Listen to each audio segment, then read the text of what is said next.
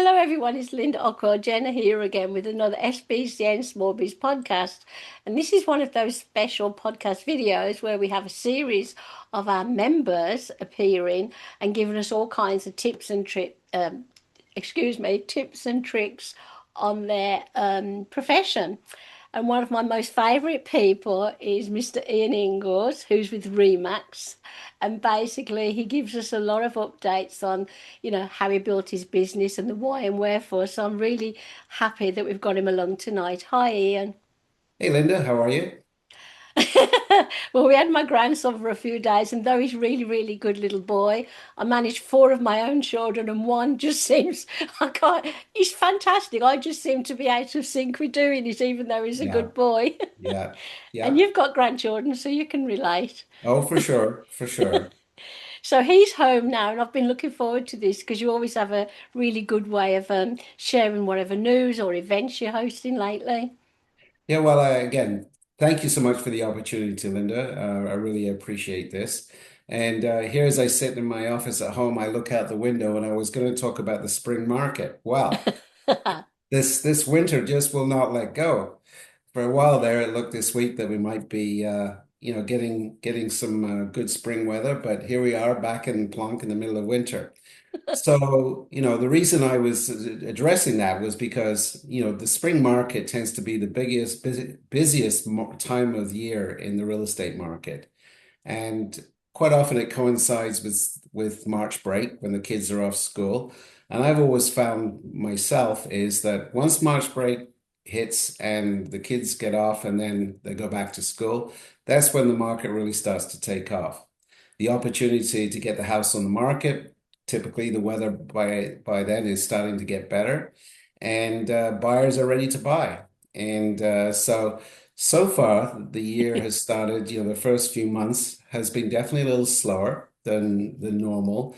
And I put that down to a couple of things. One, and it may sound silly, the weather. Yeah. It's been a very severe winter, and unless people really want to get out and buy a home, they tend to wait until things are a little better. And obviously, there's so much going on in the world right now, external of Canada. And I think people are being distracted about what's happening, and it's totally understandable. But I think that has, led to a quieter, market so far. But that's not to say that homes aren't selling. Mm. So what we are seeing is that, in I guess the entry level price range, which I would say is kind of 750 and below, and it might sound extreme entry level. Yep, that's what it is. But, Yeah. just for give an example, last week, there was 83 sales in the Kitchener, Waterloo and surrounding area. Mm. Almost two-thirds of those sales were less than 750, Wow. which shows, the market is busy, people are out there. But what we're seeing in that entry level market is that there's a lot of buyers with pent-up demand. And we're back to, believe it or not, the multiple offer scenario. Oh, A, wow. a lot of agents are using the strategy again. Let's price it really, really low. Mm-hmm. Let's get as many people through as possible and have Mm-hmm. a bidding war. And, I'm not a great fan of it, but I've got to say the results for the seller is usually good. That they end up getting, we've seen last week there was one house and I heard I was not participating in it, Yeah. 23 offers on that But house. if I can just, put my thoughts in there, it's great for the homeowner. I remember it was called gazumping at one time. I don't know if that was here or in England, I think that gazumping. was in the UK. I'm familiar with that That was in the term, but UK. yes, I But know. yeah, it's lovely for the person selling the home. But I think it is a shame for the people who want to buy the home. And I know it was on the news earlier today that there's a slump, less houses are being sold because owners don't want to sell them too cheap. So this is Mhm. helping a lot of people. But I guess if I was selling my house, it would help me, but I'm not selling my house yet. Well, it's just if you're working with a buyer, it's very frustrating Yeah. because you have to say, well, this is not the true price. Like I had a call from a buyer client of mine, and he saw this house listed at 499.9. Yeah. And he said, I really want to go see this. I said, you do realize it's probably going to sell for probably close to 600 or, Wow. or higher.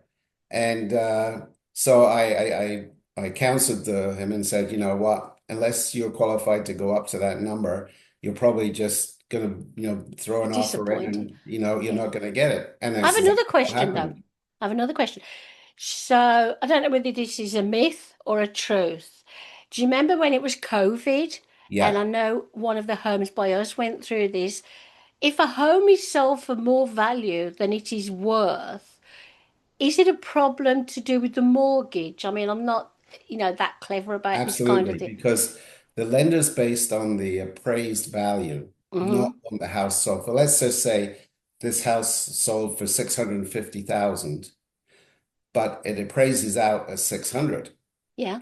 So the lender will only lend against the 600,000, not the 650,000. So the buyer would have to come up with that extra 50,000. So Or that's it, where we run into problems.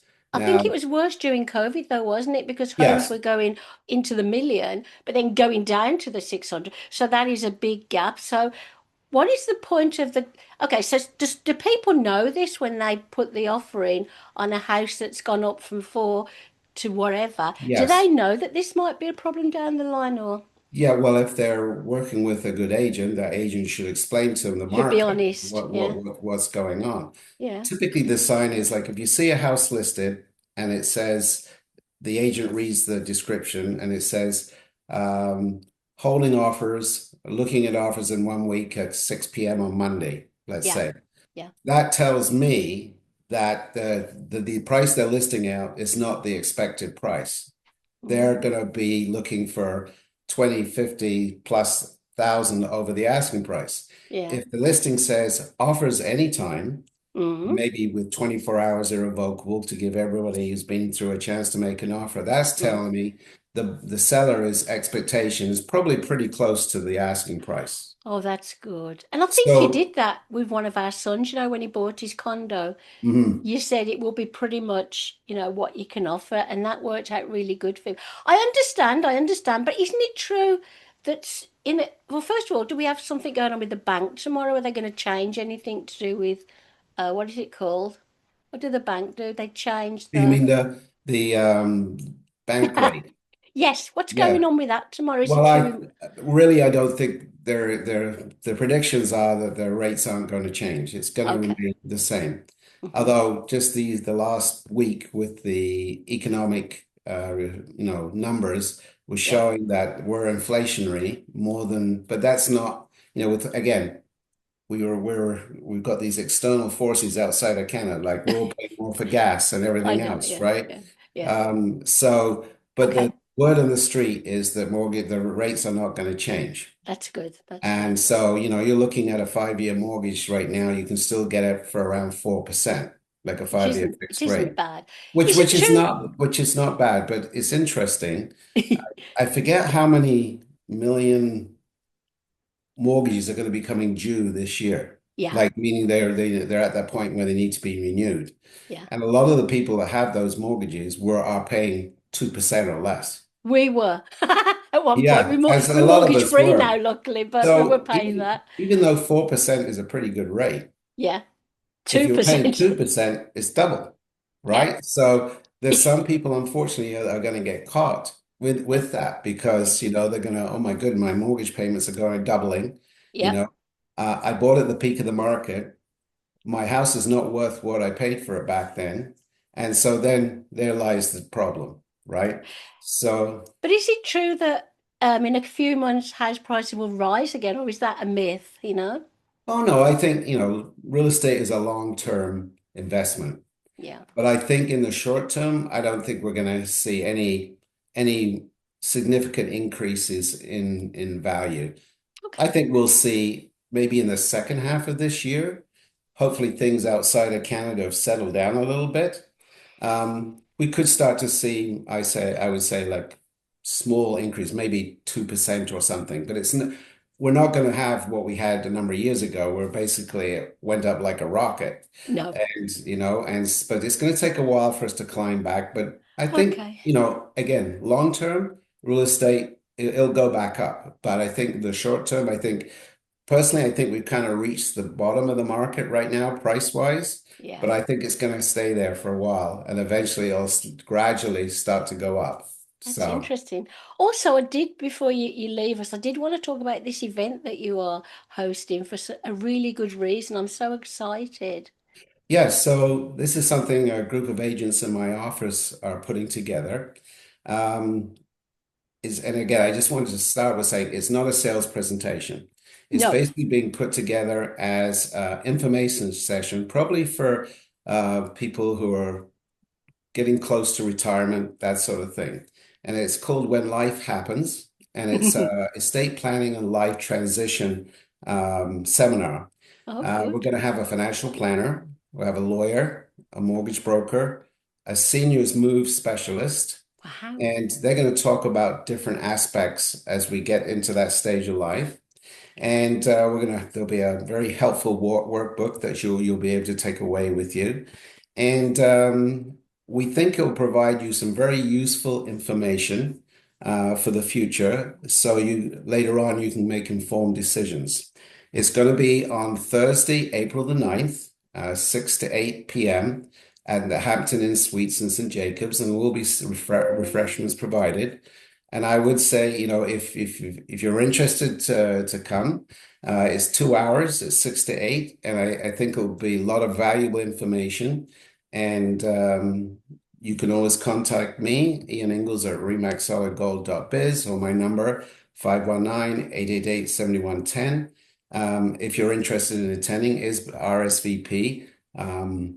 We'll have something on my website about it. And again, if maybe I'll mention if I am at SBCN tomorrow night, I will mention there as well. But that's something that's coming up, and Sounds good. hopefully people would find If interest in it. Yeah. Well, first of all, if you wanted to, you can post that event. We call it a community event on the SBCN website. If We'll you do wanted to that. do that, yeah.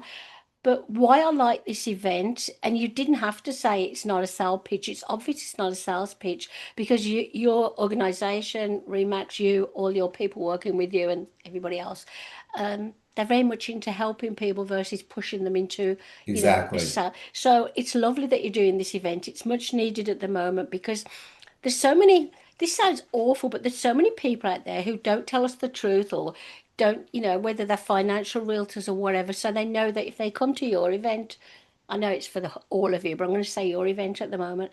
They're going to get some real good advice. They're going to be among the right people, and everybody's there in one place for them to chat to. Plus, if you're going to give away some refreshments, Yeah. that Yes, might draw some people. But that's right. seriously, what we'll do, we'll also pop it on the YouTube channel underneath. Well, if there's a link you can give me, we'll pop it on there, Ian, Yeah, so the people can do it that way. I know you do get my newsletter monthly. It's coming out tomorrow. I think I'll look tomorrow out or for it. Thursday. There is a section about it in there. So a lot of Okay, people who do get my newsletter will have that information. that's good to know. And I really do hope I think it would be very valuable for anybody and Yeah. provide some great information. So Well, Ian, in all the time I've known you, and well, I've been in business 25 years. The SBC's been going 23 years. We've known each other a lot, but you've been in business a lot longer than me. So you're very trusted, you're very likable, and you're a human. So whatever you say to me here or to people when you meet them face to face, one thing we know is you're giving us the best advice, which is why you're one of our experts on the SBCN well, thanks, podcast Linda. video series. Very, very pleased to see you. So I'd like to say you're going to have a rest tonight, but you're probably selling a house or something. So we'll chat again soon, but have a lovely night. Well, thank you. And again, thanks for the opportunity. And we'll talk again soon. Thanks very much. Take care. Bye.